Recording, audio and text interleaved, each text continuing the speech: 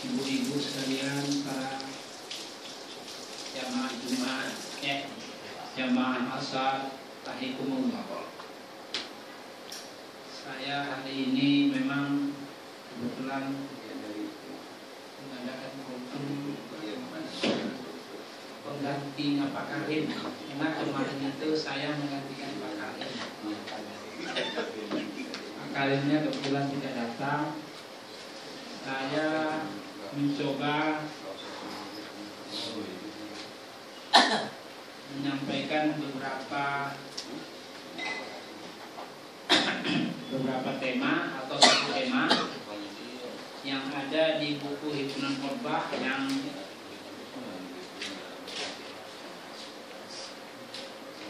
yang hari Selasa kemarin itu sudah dibahas 3 topik dalam acara bedah buku.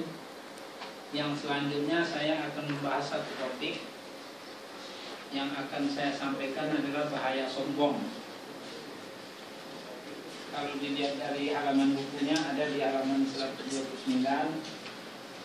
Saya sebenarnya tidak bisa menyampaikan, cuma membacakan saja. Bahaya sombong. Yang dimaksud dengan kesombongan itu adalah suatu perbuatan yang membuat kita angkuh, yang itu adalah suatu penyakit rohani. Salah satu di antara banyak penyakit rohani yang perlu kita singkirkan jauh-jauh ialah sifat sombong, atau yang sekarang lebih populer dengan istilah arogan, yakni menganggap diri lebih tinggi dan lebih mulia, sehingga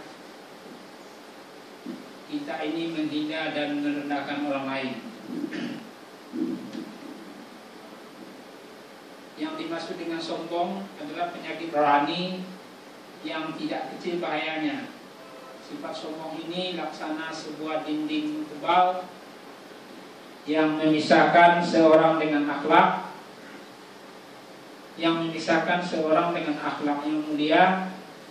Sebaliknya, sifat tersebut menghubungkan dengan semua akhlak yang rendah dan hina. Orang yang sudah terjangkit penyakit sombong, dia tidak mungkin dapat menerima nasihat dan kebenaran. Dadanya penuh dengan hasut dan dengki, dan mulutnya selalu mengalir hinaan. Semua pendapatnya maunya dianggap benar dan harus diikuti.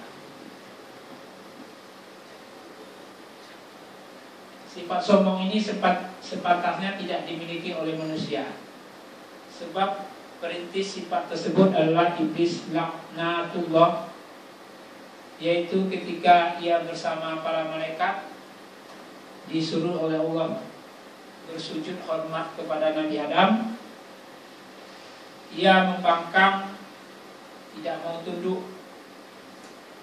Ditanya oleh Allah,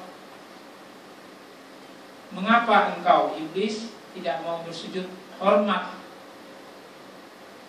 terhadap Nabi Adam yang telah kami ciptakan?" Dengan segala kesombongannya ia menjawab, yang dalam bahasa Indonesianya adalah, "Saya lebih baik darinya. Engkau ciptakan saya dari api, sedangkan ia engkau ciptakan dari tanah." Artinya api itu lebih mulia daripada tanah. Sehingga sifat-sifat yang ada di iblis tersebut merasa lebih bagus daripada yang diciptakan Allah dari tanah, sehingga dia dapat menyombongkan diri. Saudara-saudara, ternyata langkah iblis laknatullah ini diikuti oleh semua penentang dan pembangkang agama, baik dari zaman dahulu sampai sekarang, bahkan sampai akhir zaman.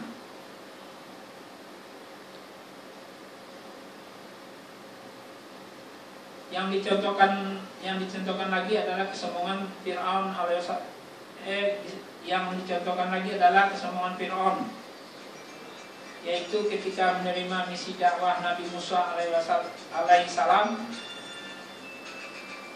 Bagaimana pula sifat sombongnya orang-orang Yahudi yang mendurhakakan dan mau menyalib Nabi Isa alaihissalam. Diikuti pula oleh orang-orang kafir Quraisy yang tidak mau mengikuti ajaran Nabi Muhammad SAW. Dengan mereka lebih mampu dan lebih berpengalaman. Namun yang jelas sepanjang sejarah, sejak manusia pertama sampai masa kini, bahwa sampai hari kiamat orang-orang yang sombong pasti akan menemui kehancuran dan kemusnahan. Cepat atau lambat itu pasti akan menjadi kenyataan. Beberapa penyebab kesombongan. Yang pertama adalah kekuasaan. Jadi kalau ada orang yang berkuasa, biasanya nih ya, biasanya orang-orang tersebut lebih sombong. Yang kedua, yang punya ilmu pengetahuan. Biasanya orang yang banyak ilmu pengetahuannya, kecuali banyak ilmu pengetahuan agama, itu biasanya orang yang punya pengetahuan agama tersebut tidak menyombongkan diri, tapi di sini dikatakan bahwa orang yang mempunyai ilmu agama dunia ini akan lebih bersifat sombong. Yang ketiganya adalah yang mempunyai banyak harta. Biasanya ini yang banyak harta itu biasanya lebih sombong.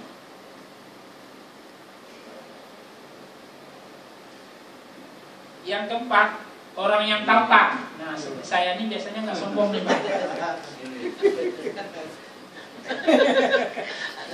Biasanya orang yang nggak tampan itu nggak sombong. Tapi ada juga yang biasanya nggak tampan itu lebih sombong daripada orang yang tampan biasanya.